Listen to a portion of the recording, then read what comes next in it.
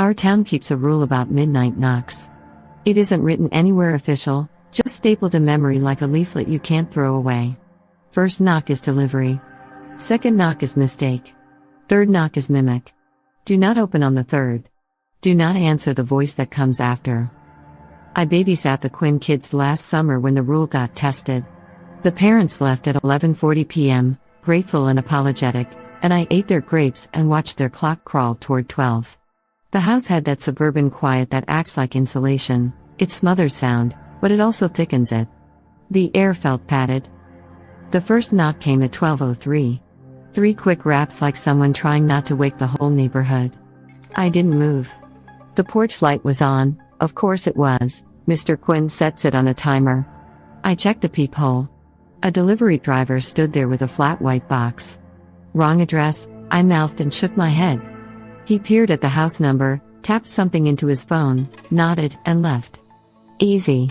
I turned the deadbolt a little tighter, because sometimes easy wants to become a habit. At 12:17, the second knock. Slower. Heavier. Like someone using their fist instead of knuckles. I checked the peephole again. Empty porch. The motion light flicked on, catching a moth. The moth made a clumsy halo. I texted Mr. Quinn, just in case. He sent back a thumbs up and rule holds with a winky face. The message didn't make me feel better. The baby monitor hissed softly from the kitchen counter. I took it with me and sat on the stairs where I could see the front door and the hallway to the kids' rooms. The house ticked and breathed like houses do. Upstairs, one of the kids turned in bed, a shushing of sheets. At 12:31, the third knock. It didn't sound like a hand. It sounded like the door itself trying to be touched. Wood on wood. A practiced imitation. The knocks weren't loud, but they were shaped.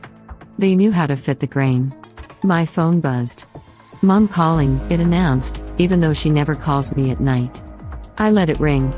Then it rang again. And again. On the fourth attempt, I answered because habit is a soft animal that lives in your pocket. Sweetheart, my mother said. Her voice had the right weight to it.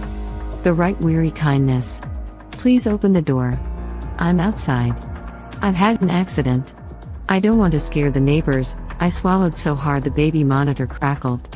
You drove here? I asked a pause. A smile you can hear when you can't see it. Of course, she said.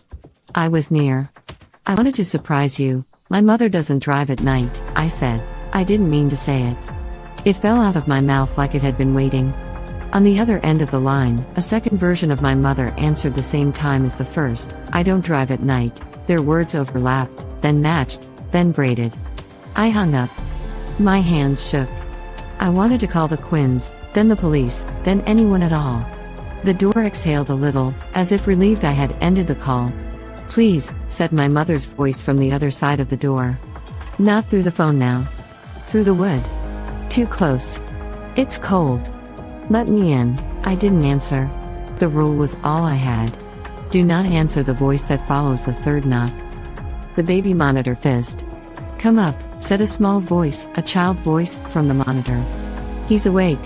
I went up, because some rules fight other rules and the one about waking children always wins.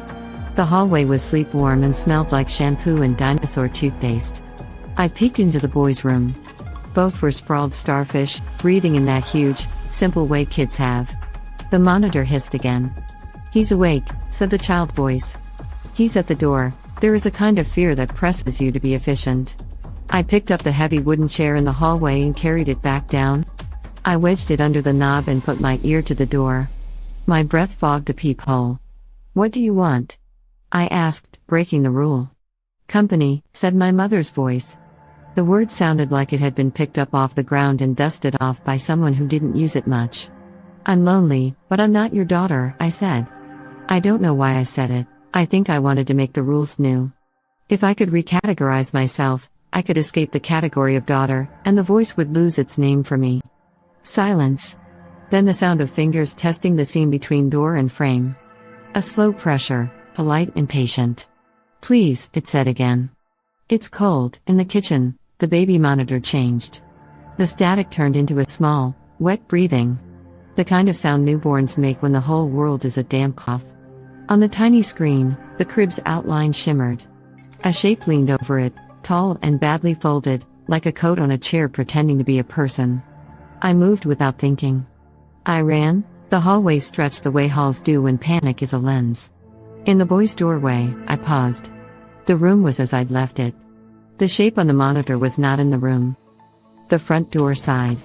The chair nudged. Not outward, but inward, as if something inside the house had settled against it. As if the third knock had come from the hallway side. I stood very still. The house held very still with me. On the monitor, the crib shape bent closer and closer until the camera turned to gray. Downstairs, the door said in my mother's voice, very near and very dear, "Thank you for watching the boys." The porch light clicked off. The house returned to its padded quiet. In the morning, the Quinns asked if everything went well. I said yes. The boys ate cereal and laughed. The chair under the door looked ordinary. I didn't tell anyone that when I checked the front step, there were no footprints. But there were 3 smudges on the inside of the door. Low and careful. Like the marks of a house learning how to knock back.